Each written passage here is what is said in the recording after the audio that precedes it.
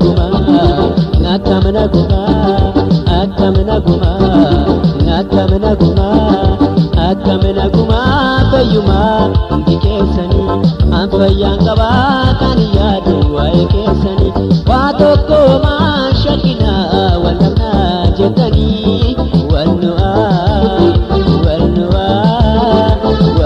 agarsiisa ija Waaqayyo guddaani, walnu agarsiisu ijaan Waaqayyo guddaani.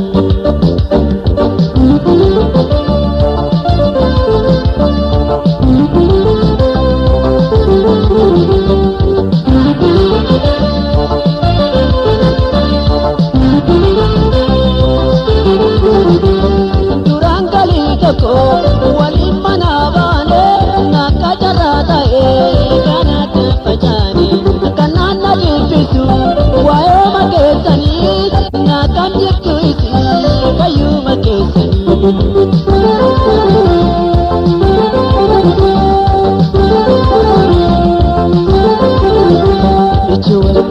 Michuuwwan godhuyi hiriyoon waliin koo kan waliin godhanne gammachuudhaaf rakkoo teessoo keessan dhaabe baay'een cikameera bakka jirtan maaloo naadhaa maadaara bakka jirtan maaloo naadhaa maadaara.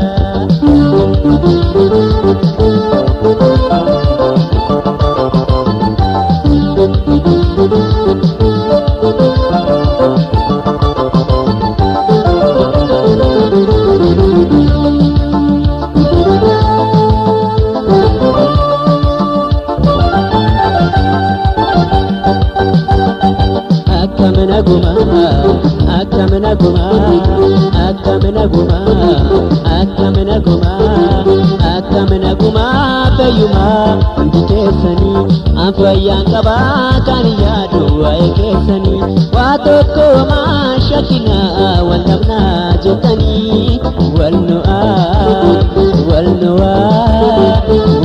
agarsiisa ijaan Waaqayyo guddaani,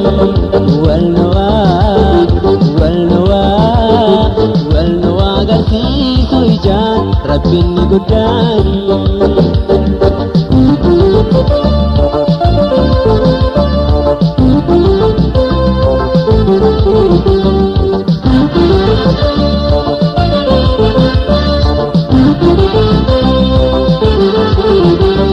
Ani sini yaada isiina na yaadu wal'aana jettanii guyyaa falkanaatu Waaqayyo yoo jedhe nuti waliin dhabnu abdiin koo guddaadha akka wal quunnamnu.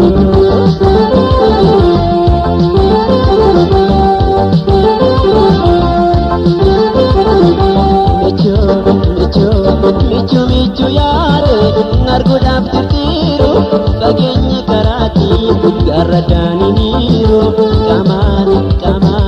qaamaan wal arguuti carraa yoo dhabneelle wal arguun koof keessanii tasawaan hin oolle wal arguun koof keessanii tasawaan hin oolle.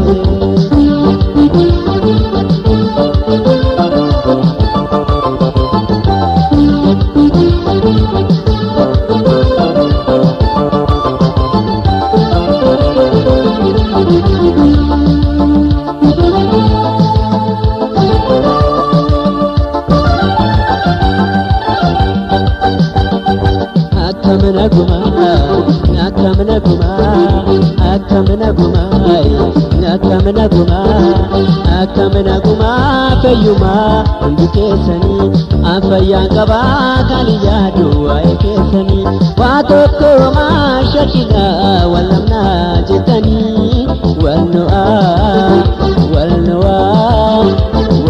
agarsiisa ijaan Waaqayyo guddaani, walnu agarsiisu ijaan Rabbiin guddaani.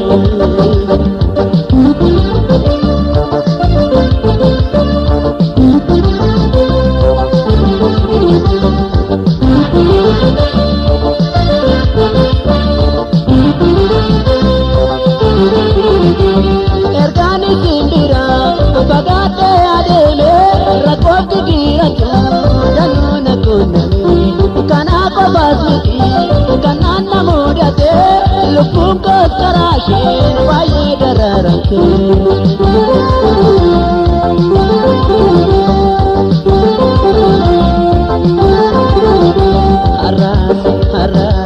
Arrasin dabarre rakkinni kojiitti tarii guyyaa waaqaa ni dabarte taati. Rakkoon keenya haara bor gammachuu taate tasarka kennina isin rakkinaatti. Tasarka kennina isin rakkinaatti. Tasarka kennina isin rakkinaatti. Tasarka kennina isin rakkinaatti. Tasarka kennina.